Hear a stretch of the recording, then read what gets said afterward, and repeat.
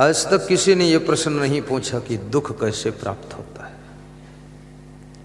मेरे से भी कोई नहीं पूछा, अर्जुन ने भी कृष्ण से नहीं पूछा, और कोई ये पूछता ही नहीं कि दुख कैसे प्राप्त होता है। क्यों नहीं पूछते लोग? पूछना चाहिए ना कि दुख कैसे प्राप्त होता है। नहीं पूछेंगे लोग। क्यों नहीं पूछेंगे? क्योंकि लोगों को प्राप्त हो चुका है, इसलिए पूछने की जरूरत नहीं। दुख तो पहले से प्राप्त है। कोई नहीं पूछता गरीबी कैसे आएगी, सब पूछते हैं हम धनवान कैसे बनेंगे, क्योंकि गरीबी तो पहले से ही है।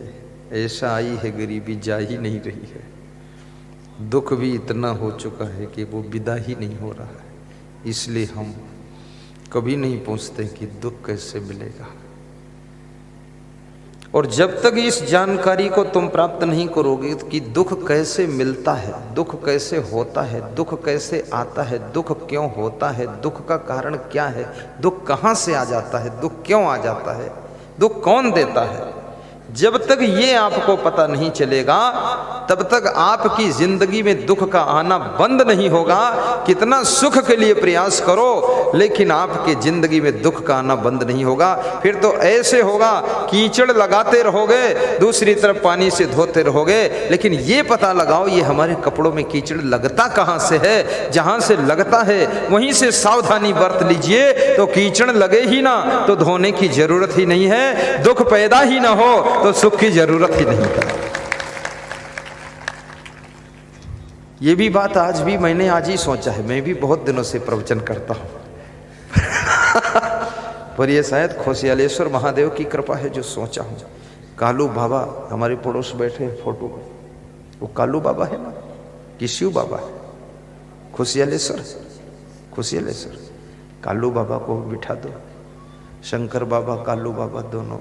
अकेले थोड़ा डर भी लगता ना, एक बाबा है। कल कालू बाबा को भी यहाँ बिठा देना फोटो, ठीक। अखंड दीपक जल रहा है, दीप प्रज्वलन मैंने किया है।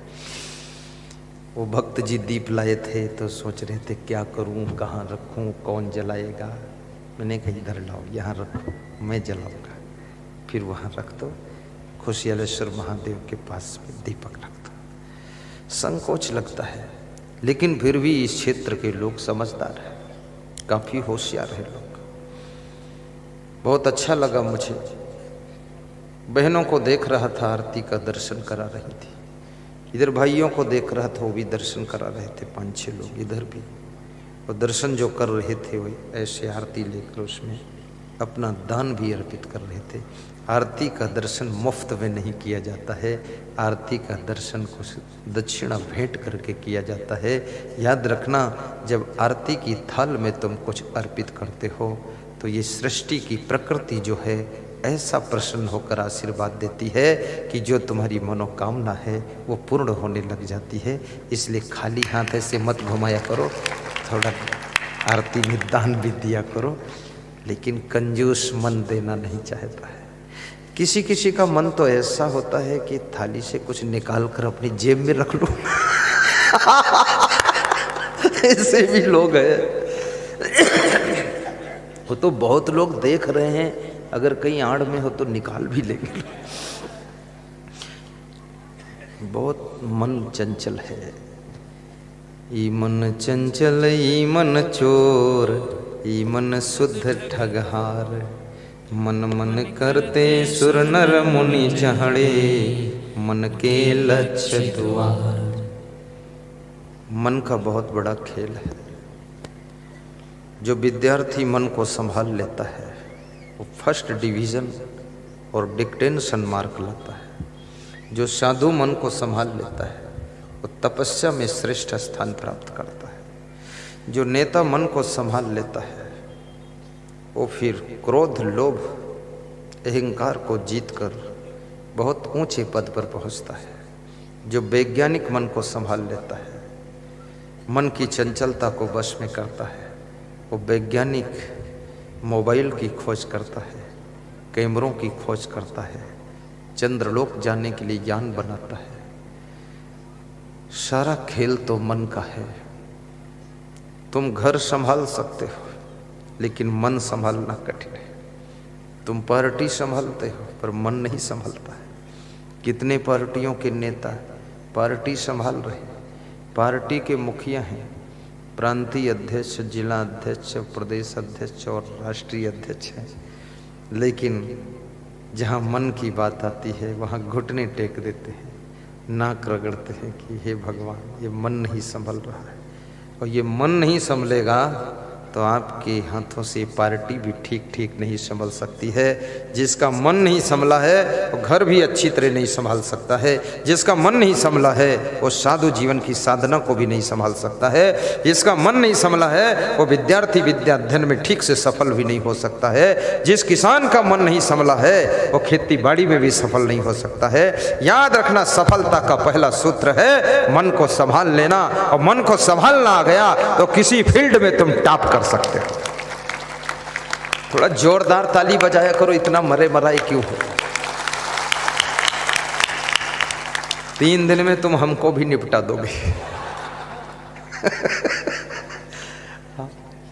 हंसना भी चाहिए, हंसना भी चाहिए, ताली भी बजाना चाहिए। हमारा सत्संग रोने वाला नहीं होता है, क्योंकि देखो रोने में हमको शर्म भी लगती है।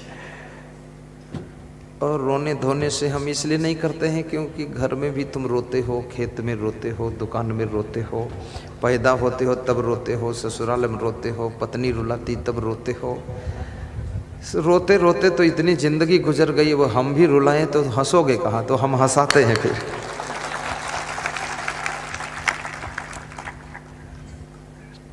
ये ठीक है शैली की नहीं ठीक है? हाँ, अब हम भी रोना धोना शुरू करें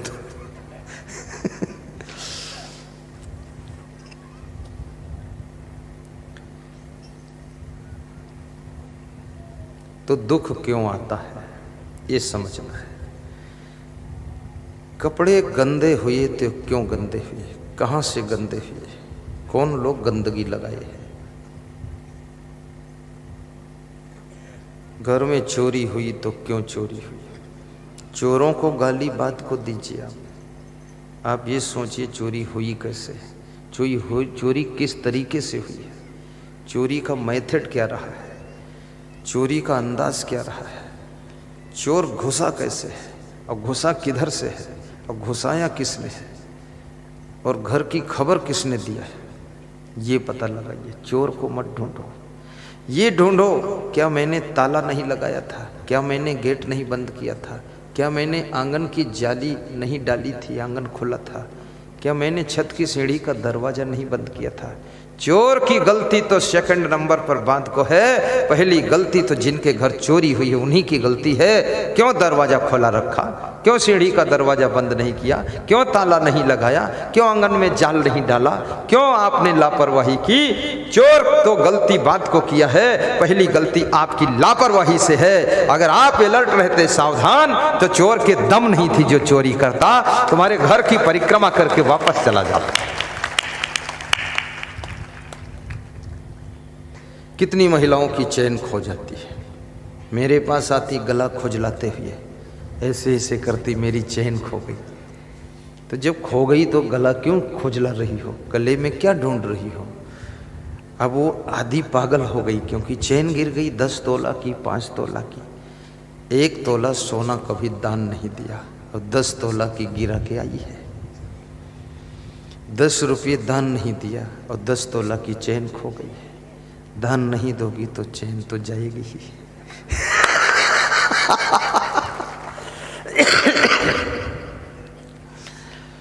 मैं तो कहूँगा पहली बात, जो बुद्धिमान महिला है वो चैन पहन करके, गले में हार पहनकर सत्संग में नहीं आएगी, क्योंकि गुरु जी को क्या दिखाना है चैन और हार।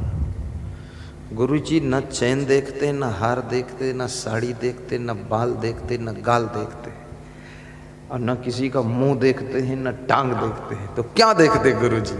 गुरु जी केवल आपका प्रेम और आपकी श्रद्धा और आपकी भक्ति को देखते हैं, और ये कुछ भी नहीं देखते।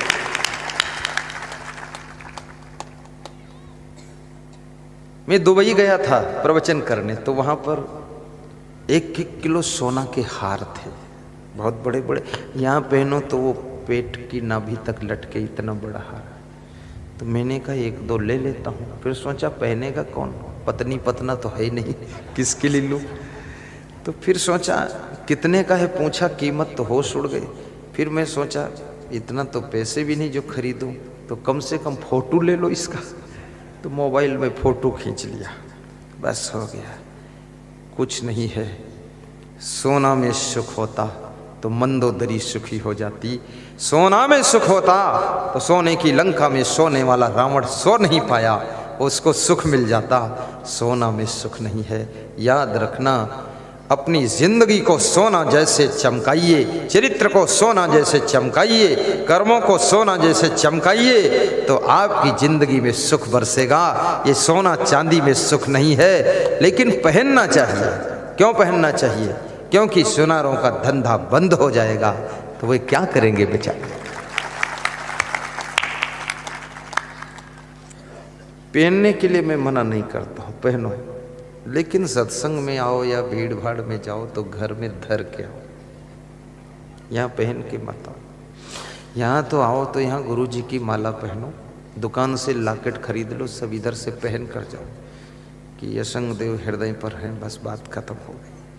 अब अगर माला कोई चुराएगा भी तो असंग देव के लॉकेट का माला पहनेगा तो वो भी भक्त हो जाएगा, चोट्टा भी भगत ही बनेगा।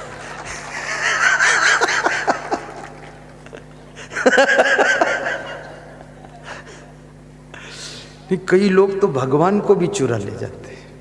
ये हिंदुस्तान में बड़े विचित्र लोग हैं। कितने मंदिरों के भगवान चोरी में चले गए, कितने मंदिरों के घंटा चोरी में चले गए। हिंदुस्तान जैसा चट्टा देश तो मैंने नहीं देखा, बहुत है। यहाँ तो पुराने चप्पल भी चुरा लेते हैं, सेकेंड हैंड चप्पल ले जाते।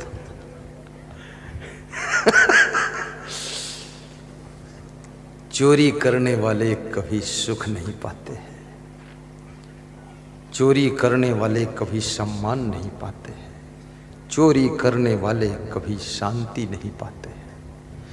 और चोरी में भय भी लगता है, और जहां भय है वहां सुख कहां रह सकता है, जहां डर है वहां शांति कहां रह सकती है। शांति 1 लाख रुपये तुमको मैं देता हूं और कहूं खंडवा की मार्केट से शांति खरीद लो, क्या 1 लाख में शांति मिल जाएगी? चलो 1 करोड़ देता हूं, क्या शांति मिल जाएगी? पंधाना की मार्केट से 10 करोड़ में 10 करोड़ नहीं, 100 करोड़ नहीं, 1 अरब नहीं, शंख पदम नहीं, विश्व की सारी संपदा दे दो, लेकिन शांति फिर भी नहीं मिलने वाली है। शांति पैसे से नहीं मिलती है, शांति प्रेम और अंतःकरण की पवित्रता से पैदा होती है, और शांति फ्री मिलती है। जब अंतःकरण पवित्र होता है तो शांति का जन्म हो जाता है। मुझसे लोग पूछते हैं खुश क्यों रहते हो, आप पास बहुत कुछ है क्या? हमने कहा बहुत कुछ से खुश नहीं हूँ, बचपन से खुश रहता हूँ। क्यों? कभी चोरी नहीं किया, न कभी चाय पिया, न कॉफ़ी पिया, न गाँव घूमने गए, न टीवी देखा, न किसी की बीवी देखा, तो खुश तो रहूँगा ही। अब जो लोग सब लफंगेबाजी करेंगे वो खुश क्या रहेंगे? चूहा राम तिवारी, न लोटा है न थारी, इधर उधर की तैयारी।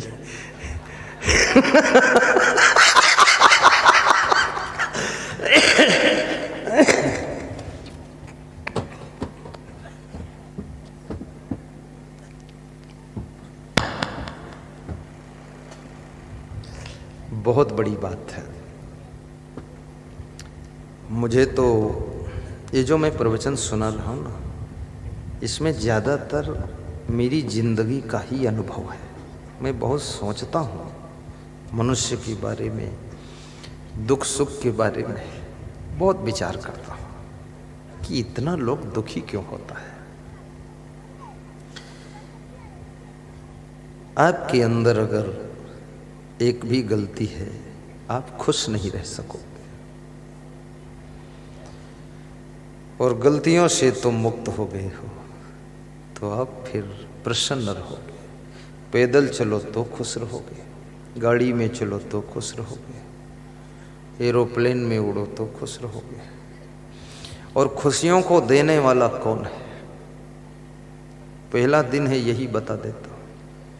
आपके जो गुण हैं, आपके जो गुण हैं वे आपको खुशी देते हैं, और जो आपके अवगुण हैं वे आपकी खुशी को छीन लेते हैं। आपके पास ही में ही खुशी और ना खुशी, दुखी और सुखी होने की चाबी है। जब अपने मन की चाबी को अवगुणों की तरफ घुमा देते हो तो दुख शुरू होता है, और मन की चाबी को जब तुम गुणों की तरफ घुमा देते हो तो सुख शुरू हो जाता है। दुख सुख के मालिक तुम हो, कमांडर तुम हो, लेकिन तुम दुख का कारण बाहर ढूंढते हो, सुख भी बाहर ढूंढते हो। जब तक दुख सुख तुम बाहर ढूंढोगे, देखोगे, तब तक ना तुम सुखी हो पाओगे, ना प्रसन्न हो पाओगे। दुख का कारण भी तुम्हारे अंदर है, सुख का कारण भी तुम्हारे अंदर है। तुम जितना चाहो उतना सुखी हो सकते हो, और जितना चाहो उतना दुखी हो सकते हो। घर में सभी दुखी हो फिर भी तुम सुखी हो सकते हो। ये चाबी तुम्हारे पास में है। अपने आप को संतुष्ट करना सीखो, अपने आप को निर्मल बनाना सीखो, तो जो छोटा सा घर है उसमें बड़ा सा सुख मिलेगा। अगर अपने आप को तुम शुद्ध नहीं कर सके तो बड़े से घर में उससे भी बड़ा दुख मिलेगा। इसलिए मैं कहूंगा, स्वयं को पवित्र कीजिए, फिर देखिए सुख की धारा बहेगी। मिलता है सच्चा सुख केवल गुरुदेव तुम्हारे चरणों में। मिलता है सच्चा सुख केवल गुरुदेव तुम्हारे चरणों में। बस प्रेम मेरा भरपूर रहे, बस प्रेम मेरा भरपूर रहे, बस प्रेम मेरा भरपूर रहे। सबके लिए प्रेम रहे, मेरा पशुओं के लिए भी, पंछियों के लिए भी, परिवार के लिए भी, देश के लिए भी। तुम्हारे चरणों में गुरुदेव तुम्हारे चरणों में, हे संत तुम्हारे चरणों में। बस एकदम ब्रेक लगा दो। गाना वाना नहीं है, गाना तो बहाना है, सुनाना है प्रवचन। गाना वाना तो घर पे भी सुन लोगे, यहाँ जो हमें सुनाना है। बस प्रेम मेरा भरपूर रहे। आप जब अपनी धर्म पत्नी से प्रेम करते हो, जब तुम्हारी पत्नी तुमसे प्रेम करती है, जब तुम अपने माँ बाप से प्रेम करते हो, माँ बाप जब अपने बेटा बेटी से प्रेम से बात करते हैं, और जब प्रेम से तुम अपने परिवार में रहते हो, जब देश से प्रेम करते हो, देश से प्रेम करोगे तो देश हित में कोई कार्य होगा तो तुम उसमें सहयोग करोगे। अगर देश से प्रेम नहीं है तो देश के कल्याण वाले कार्यों में भी तुम बाधक बनोगे। याद रखना, अभी जैसे मैं देखता हूँ, यहाँ राजनीति की बात नहीं है, न पार्टी की बात है। हमारा अर्थ ये है, कोई भी पार्टी हो, कोई भी नेता हो, लेकिन देश हित में काम करे तो व्यास गादी उसको धन्यवाद भी देती है, आशीर्वाद भी देती है। चाहे वो कांग्रेस का हो, चाहे वो भाजपा का हो, चाहे लपा सपा गपा का हो, किसी का हो, कोई पार्टी हो, चाहे झाड़ू वाले हों, चाहे साइकिल वाले हों, चाहे हाथी वाले हों, चाहे पंजा हो, चाहे कमल का फूल हो, चाहे लोटा थाली हो, चाहे कुछ टैंकर वाला हो, लेकिन जो देश हित में काम करे उसके लिए हमें शुभकामना करना चाहिए। जो घर के विकास के लिए कार्य करे उसको घर वालों को धन्यवाद देना चाहिए। जो घर के सम्मान को बढ़ाए, घर के गौरव को बढ़ाए, उस व्यक्ति को, संपूर्ण घर के सदस्यों को आदर भी देना चाहिए, मनोबल भी बढ़ाना चाहिए, और कहना चाहिए कि आप धन्य हो, आपकी वजह से ये घर इतना आगे बढ़ा है। याद रखना, काम तो बहुत लोग करते हैं, लेकिन घर की उन्नति हो, या आश्रम की उन्नति हो, या कि समाज की उन्नति हो, देश में कोई डिसीजन हो, कुछ लोग उसमें मास्टर माइंड के होते हैं, 2-4% उनके कारण जो है घर डेवलपमेंट करता है, आश्रम डेवलपमेंट करता है। मेहनत करना तो एक बात है, लेकिन गलत दिशा में मेहनत करने से भी रिजल्ट कोई आने वाला नहीं है। सही डिसीजन लेकर के सही पॉइंट पर जब मेहनत की जाती है तभी सही रिजल्ट आता है। इसलिए मास्टर माइंड को धन्यवाद देना चाहिए और कहना चाहिए कि मैं भले ही आपको नहीं मानता हूं, लेकिन आपके कार्य ऐसे हैं कि आपको धन्यवाद देता हूं। आज हमारे देश में राम मंदिर जो बनने का निर्णय हुआ, मैं भी उसके लिए खुश हूं। तुम लोग खुश हो कि नहीं खुश हो? यह पार्टी लेवल की बात नहीं है, यहां सभी पार्टी के हमारे भक्त हैं। हम किसी पार्टी के नहीं हैं, न हम कमलनाथ के हैं, न हम शिवराज के हैं। हम तो राम राज के हैं। राम राज होना चाहिए। यहाँ तो बस राम भगवान का मंदिर बन गया। ये हिंदुओं का सम्मान है, हिंदुस्तान की शान है और संत महात्माओं की खुशी है। और हिंदुस्तान की धरती पर रहने वाले हिंदू, मुस्लिम, सिख, ईसाई, जैन, यहूदी, पारसी की सुरक्षा का कवच कुंडल है जो कि राम मंदिर के निर्माण का फैसला आया। अन्यथा राम मंदिर के नाम पर न जाने कितने हिंदू मारे गए, न जाने कितने मुस्लिम मारे गए, न जाने कितना खून खराबा हुआ। अब भविष्य में वो झगड़ा सब खत्म हो गया। मोदी जी को धन्यवाद, अमित शाह को धन्यवाद। और एक और था, वो कौन, रंजन गोगोई, उसको भी धन्यवाद है। गोगोई साहब, उसका नाम भी बड़ा अजीब है, गोगोई लेकिन हिम्मत करके उसने फैसला कर दिया। और मैं हिंदुओं को भी धन्यवाद देता हूँ, मुसलमानों को भी धन्यवाद देता हूँ। कांग्रेस, भाजपा, सपा, बसपा, लपा और कौन, लोसपा और जपा, तपा, खफा, सबको धन्यवाद है, क्योंकि किसी ने राम मंदिर के फैसले का विरोध नहीं किया।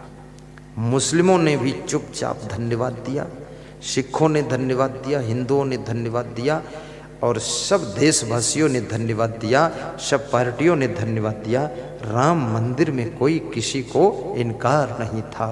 लेकिन मैं ये सोचता हूँ, जब ये प्रधानमंत्री, ये गृह मंत्री अपने पीरियड में राम मंदिर बनाने का निर्णय ले सकता है, रंजन गोगोई को ताकत दे सकता है, तो इसके पहले बहुत प्रधानमंत्री हुए थे, उन्होंने ये ताकत क्यों नहीं दिया, मंदिर क्यों नहीं बनाया? हो सकता है उनका मंदिर बनाने में रुचि न हो सकता है उनके मन में राम की भक्ति न हो सकता है हिंदुओं से इतना प्रेम न हो, ये भी हो सकता है हिंदुस्तान की शान का उनको पता ही न हो। लेकिन उनको भी अपनी वही शक्ति का प्रयोग करना चाहिए था, तो ये श्रेय पहले वाले प्रधानमंत्रियों को प्राप्त हो जाता, ये मोदी के लिए बचता ही नहीं। जब शक्ति में आओ, पावर में आओ, पद में आओ, तो याद रखना अपनी शक्तियों का पूरा प्रयोग कर देना चाहिए, ताकि जितने होने वाले कार्य हैं उनका श्रेय आपके खाते में जाना चाहिए। यदि आप नहीं करोगे, चूक जाओगे, तो अगला कोई आएगा, वो श्रेय को प्राप्त करेगा। उसके लिए छोड़ो ही मत, फट से कर दो। मेरे पास एक छत्तीसगढ़ का नेता है, बोला क्या करूं गुरुदेव, बहुत चुनाव जोखिम का है, हारने की उम्मीद है। तो हमने कहा तो बुरा क्या है, दूसरा हारेगा वो भी दुखी होगा, तो तुम ही हार जाओ, दुख को झेल लो। तो बोला सह नहीं पाऊंगा हार को। तो हमने कहा हार कैसे जाओगे? बोले अब दूसरी पार्टी ने कह दिया हम कर्जा माफ करेंगे। तो मैंने कहा तुम्हारी तो सरकार थी, तुमको माफी कर देना चाहिए था, तुम क्यों नहीं माफ किए? तो बोले अब तो आचार संहिता लग गई। हमने कहा बुद्धू ना था, अब सोचने से क्या, अब हार ले लो और क्या। जब तुम्हारी सरकार थी तुमको तो माफ कर देना चाहिए था, तो दूसरे के लिए माफ करने के लिए रखते ही नहीं, पूरा श्रेय लेते, फट से जीत जाते, बात खत्म। और दूसरा माफ करेगा तो क्या अपने घर से ला कर देगा, वो भी कहीं देश का कोना साफ करेगा। हाँ, तो बुद्धि नहीं राजनीति करने की, खाम खाम बकवास करते हो। अब मैं होता तो मैं तो जो सोच रहे हैं हम ऐसा करेंगे वो हम पहले ही कर देंगे। हाँ, बात खत्म हो गई, तुम्हारा मुद्दा खत्म कर दिया। तो ये काम इसलिए घरों में भी वो सब काम करो जिससे कि श्रेय आपको मिले। आश्रम में जाओ, वो काम करो जिससे श्रेय मिले। साधु बनो, ऐसे संत बनो, कम से कम आश्रम में धर्मशाला बनाओ, आश्रम में भक्तों के ठहरने के आवास बनाओ, आश्रम में ज़्यादा नहीं बना सकते हो, सत्संग हाल बनाओ। आलसी बनकर पड़े हो तो कोई दूसरी पीढ़ी आएगी तो फिर उसको श्रेय मिलेगा, कोई तो पैदा होगा ही कुछ करने के लिए। अभी हमारे संतों ने निर्णय लिया है, बहुत बड़ा निर्णय, कि उज्जैन में विशाल आश्रम बनाना है। अब ये हमारे पीढ़ी में निर्णय चल रहा है, ये सब पीढ़ी बैठी है, पीढ़ी इधर पीढ़ी उधर पीढ़ी इधर पीढ़ी, ये सब हमारे साथ की पीढ़ी है, हमारी सदी, हमारा युग है। अब हम कुछ नहीं करेंगे, ढीले ढाले रहेंगे, आलसी रहेंगे, खूब खीर पियो, खूब सो, तो फिर हमारे बाद जो आएगा मेरी गादी पर, वो चमत्कार कुछ करेगा तो उसको श्रेय मिलेगा। इसलिए उसको चमत्कार करे उससे पहले मैं खुद चमत्कार कर दूंगा। हाँ,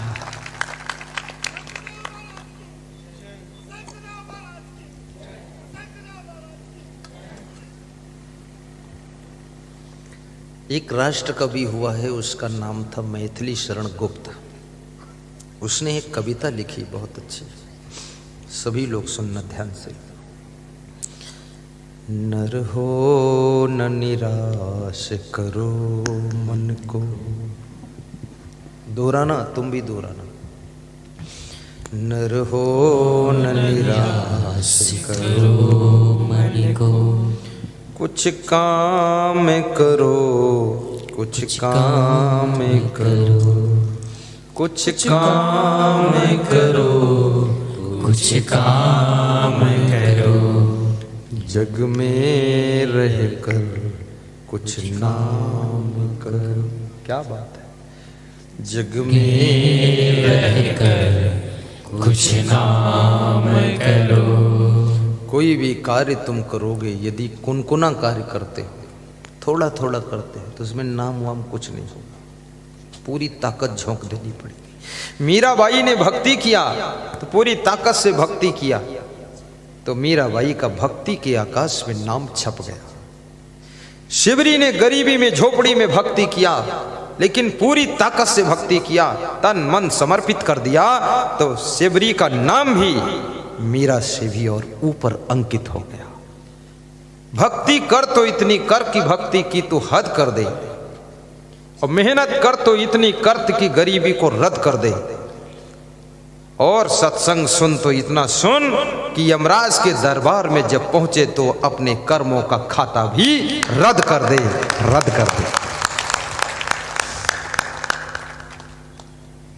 पूरा जुट जाना चाहिए। विद्यार्थियों को भी चाहिए, पढ़ाई कर तो इतनी कर कि डिग्रियों का भी अंत कर दे। सब डिग्री ले लो, टॉप क्लास करो, लेकिन विद्यार्थी के लिए सबसे घातक, जहाँ तक मैंने देखा है, दो चीज़ें हैं। नंबर 1 फैशन और नंबर 2 मोबाइल। मोबाइल अभी 2 के बाद तीसरा विद्यार्थी लेके घातक है व्यसन। व्यसन और बेविचार, ये विद्यार्थी के लिए काल है। फैशन से भी अपने को बचाओ, क्योंकि ज़्यादा शरीर पर ध्यान दोगे तो पढ़ने पर ध्यान कौन देगा। थोड़ा थोड़ा शरीर को ठीक कर लो, ऐसे भी गंदे फंदे मत घूमो, थोड़ा बाल वाल सुधार लो, लेकिन 2-2 घंटे बाल सेट करना, तो फिर घंटे कहाँ बचेंगे पढ़ने के लिए। और फैशन की बहार, बालों पर बहुत ज़्यादा आक्रमण चल रहा है। नवयुवक भी बालों का फैशन करते हैं, तो वो तो सब चारों तरफ बाल काट देते हैं, खोपड़ी के बीच में थोड़े से रखते हैं और रुई जैसे उड़ते रहते हैं, और चारों तरफ बाल काट के बाईपास रोड निकाल देते हैं और इशारा दे रहे हैं कि बाईपास रोड बन चुकी है, इधर से गाड़ी पास कर लो। खोपड़ी के बीच में चौराहा है, वो खोपड़ी में बाल उठ रहा। कितने पागल लोग हैं, वो खोपड़ी खराब भी लगती है इधर उधर बाल काटने से।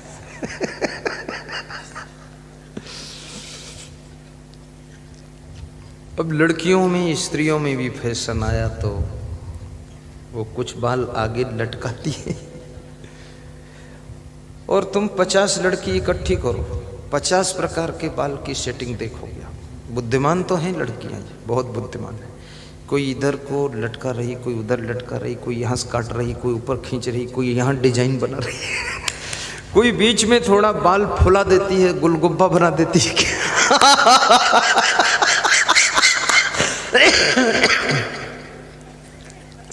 मैं तो देखता हूं तो हंसता हूं कि हद हो। जितनी मेहनत इन बालों पर किया, इतनी मेहनत पढ़ने में कर देती तो शायद ये कलेक्टर बन जाती। ऐसे में सब बेटियों से भी खुश हूं, बेटों से भी खुश हूं, नाराज नहीं हूं।